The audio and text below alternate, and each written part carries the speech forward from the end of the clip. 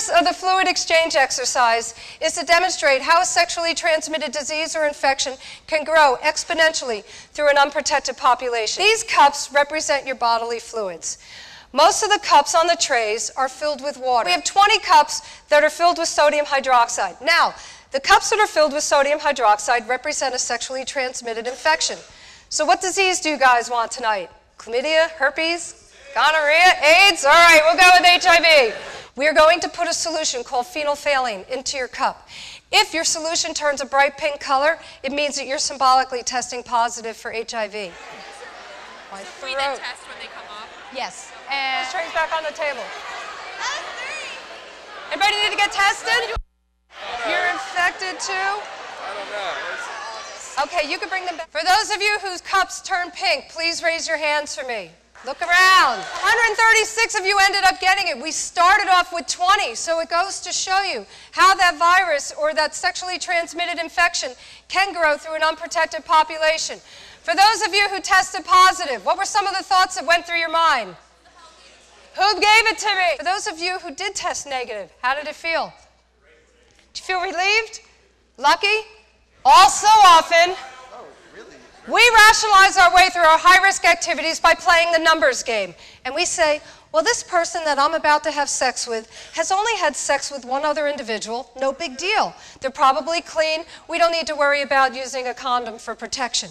But what we're trying to show you here through this role-playing exercise, if you have sex with one person, you basically have exposed yourself to everybody that that person has had sex with and all the high-risk activities that all those people have been engaged in. This is Dave.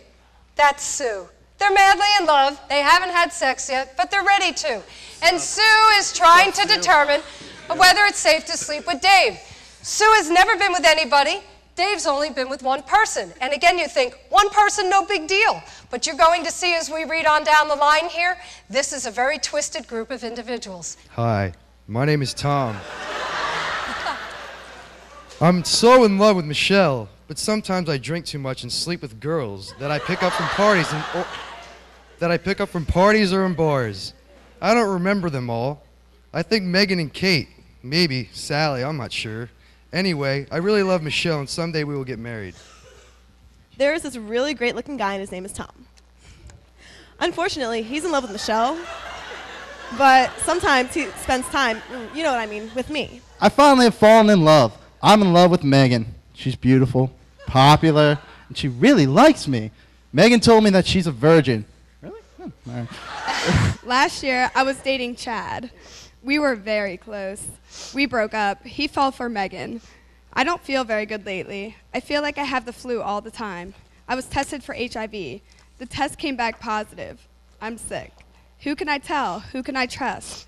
I need to tell Chad. All right, let's start with Michelle. People cheat on one another. I can't tell you how many times I've gotten emails after programs. My boyfriend, my girlfriend, they got wasted. They cheated on me, and now I'm stuck with this sexually transmitted infection. She's in a relationship with Tom. You guys are a mess. You need counseling. And she deliberately left out the fact that she slept with Dave because she didn't want to get caught. Who's doing all the cheating? Tom, this guy's so loaded, he doesn't remember the name of half the women that he has slept with. In the United States, the majority of first-time encounters involving sexual intercourse take place under the influence of alcohol, and they are unplanned. Kate is HIV. Kate slept with Chad. Tom slept with Michelle. Michelle slept with Dave. Is Sue safe to sleep with Dave? No, and again, you think one person, no big deal. How many of you, before you hop into bed with somebody, will say to them, ooh, by the way, can I have a medical history, and while you're at it, can I have a list of all the people that you slept with, and a list of all the people that they slept with, and a list of all the high-risk activities that all those people have been engaged in? How many people do that?